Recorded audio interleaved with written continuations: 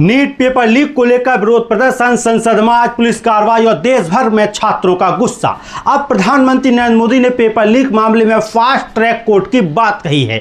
Delhi high court ने भी Rouse Avenue court में पेपर लीक और सार्वजनिक परीक्षाओं में अनुचित साधनों से जुड़े आपराधिक मामलों में सुनवाई करते हुए स्पेशल फास्ट ट्रैक कोर्ट नामित कर दिया है।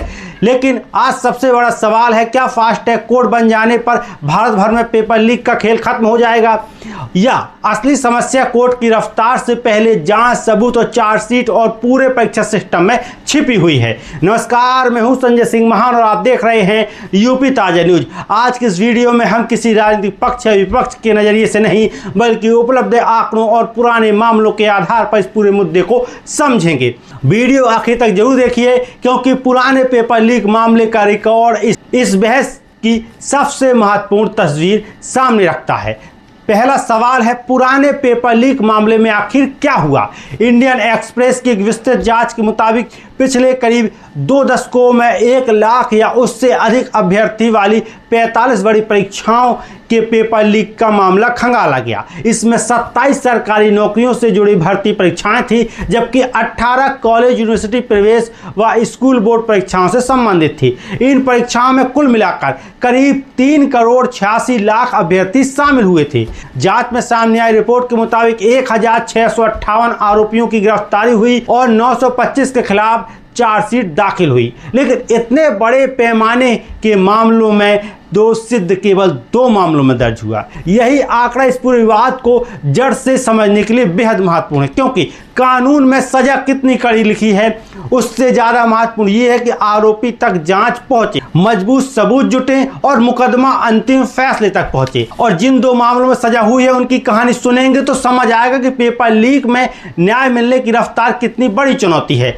पहले मामले की बात करें, 2002 में रेलवे भर्ती पेपर लीक। रेलवे के प्रोफेशनल असिस्टेंट स्टेशन मास्टर भर्ती परीक्षा पेपर लीक के कारण रद्द हुई। मामला सीबीआई पहुंचा, लेकिन अंतिम सजा आने में करीब 23 साल लग गए।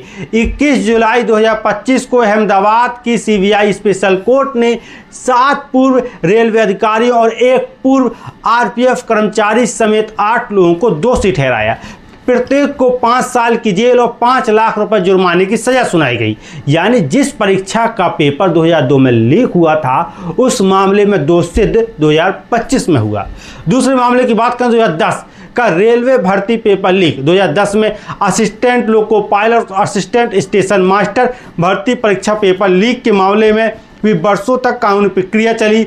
जनवरी 2024 में हैदराबाद की सीबीआई अदालत ने रेलवे भर्ती बोर्ड मुंबई के तत्कालीन चेयरमैन समेत आरोपियों को दोषी ठहराया। इस उदाहरण का संदेश भी वही है, पेपर लीक होना कुछ घंटों का अपराध हो सकता है, लेकिन उसका मुकदमा वर्षों तक चलता है। अब आते हैं नीट यूजी 2026 पर।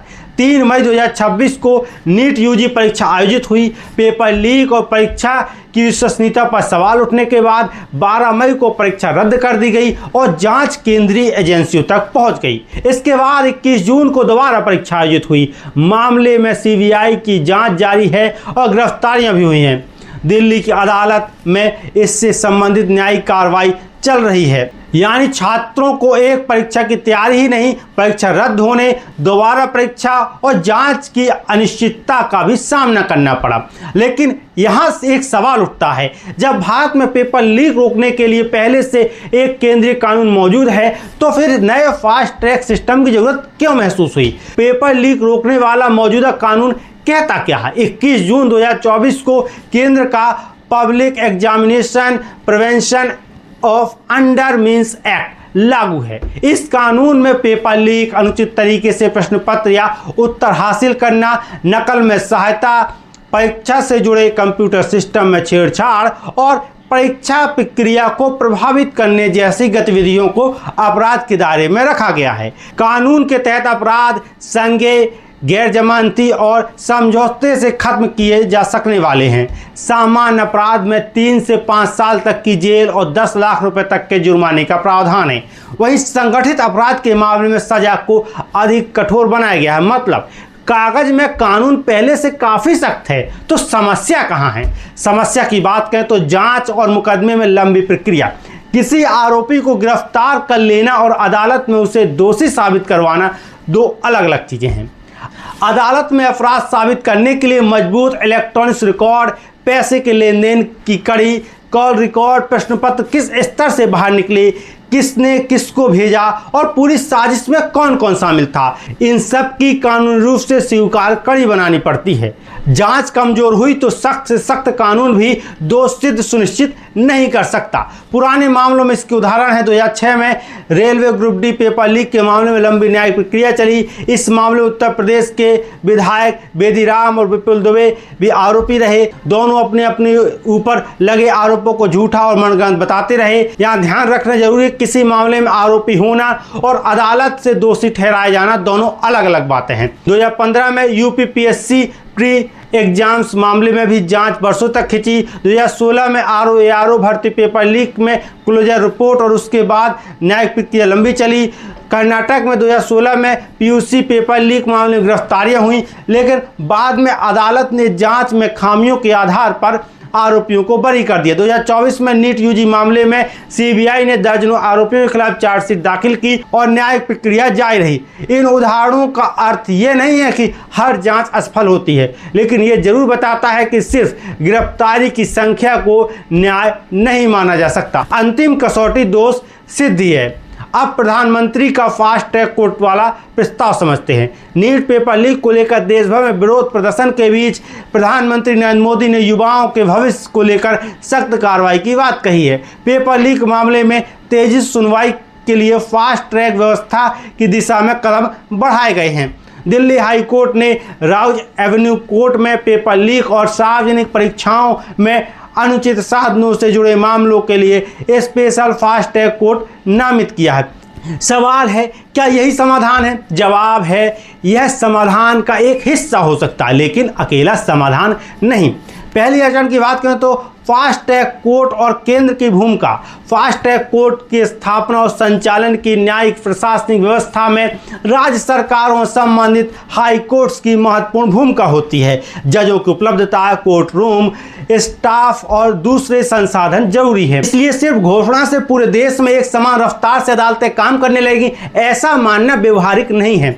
दूसरी अड़चन की बात करें तो फास्ट ट्रैक कोर्ट लेकिन धीमी जांच। मान लीजिए अदालत हर दिन सुनवाई करने के लिए तैयार है, लेकिन अगर फॉरेंसिक रिपोर्ट नहीं आई, जांच एजेंसियों ने चार्जशीट पूरी नहीं की, गवाह उपलब्ध नहीं है, इलेक्ट्रॉनिक सबूत में जांच लंबित है या आरोपी अलग अलग राज्यों में फैले हैं, तो अदालत भी तुरंत फैसला नहीं दे सकती। यानी फास्ट ट्रैक कोर्ट के साथ फास्ट और प्रोफेशनल इन्वेस्टिगेशन भी उतनी जरूरी है। तीसरी अड़चन की बात करें तो जल्दी न्याय और निष्पक्ष न्याय के बीच संतुलन। न्यायिक प्रक्रिया में तेजी जरूरी है, लेकिन किसी आरोपी को सिर्फ इसलिए दोषी नहीं ठहराया जा सकता कि जनता जल्दी फैसला चाहती है। अदालत को आरोपी को अपना पक्ष रखने का पूरा अवसर देना होता है। गवाहों की जांच होती है, सबूतों को परखा जाता है और फिर फैसला आता है। इसलिए फास्ट ट्रैक का अर्थ न्यायिक प्रक्रिया को छोड़ देना नहीं, बल्कि अनावश्यक देरी कम करना होना चाहिए। अब आपका सवाल होगा, क्या देश में पहले से फास्ट ट्रैक कोर्ट काम कर रहे हैं? तो इसका जवाब है हाँ, बिल्कुल। भारत में सामान्य फास्ट ट्रैक कोर्ट के अलावा फास्ट ट्रैक स्पेशल कोर्ट भी संचालित किए जाते हैं। विशेष रूप से महिलाओं और बच्चों के खिलाफ यौन अपराधों और पॉस्को जैसे मामलों में तेजी की सुनवाई के लिए फास्ट ट्रैक स्पेशल कोर्ट की योजना शुरू की गई। इन अदालतों ने लाखों मामलों का निपटारा किया। यानी फास्ट ट्रैक मॉडल पूरी तरह से बेअसर नहीं है, लेकिन अदालतों ने नए मामलों की संख्या, पुराने लंबित मुकदमे, जजों और स्टाफ की उपलब्धता जैसी चुनौतियां बताई हैं। तो नीट और दूसरे पेपर लीक मामले में असली समाधान क्या है? अब पूरे विश्लेषण का निष्कर्ष समझिए। फास्ट ट्रैक कोर्ट जरूरी कदम हो सकता है अगर किसी पेपर लीक का ट्रायल वर्षों की जगह अपेक्षाकृत जल्दी पूरा होता है और दोषी को समय पर सजा मिलती है, तो उसका अपराध रोकने वाला असर भी बढ़ सकता है। लेकिन सिर्फ कोर्ट तेज करने से पेपर लीक खत्म होगा? इसके लिए परीक्षा से पहले सुरक्षा, प्रश्न पत्र तैयार करने की प्रक्रिया में सीमित और ट्रैक किए जाने की पहुंच, डिजिटल सिस्टम का मजबूत ऑडिट, प्रिंटिंग और ट्रांसपोर्टेशन की निगरानी, अंदरूनी कर्मचारियों की जवाबदेही, पैसों के नेटवर्क की जांच, समयबद्ध चार्जशीट, मजबूत डिजिटल फॉरेंसिक रिपोर्ट और दोषसिद्ध तक केस की प्रभावी पैरवी जरूरी होगी। अब सबसे बड़ा सवाल है, क्योंकि अगर पेपर लीक करने वाला नेटवर्क यह जानता है कि गिरफ्तारी के बाद मुकदमा 10-20 साल चलेगा तो कानून का डर कमज़ोर पड़ सकता है।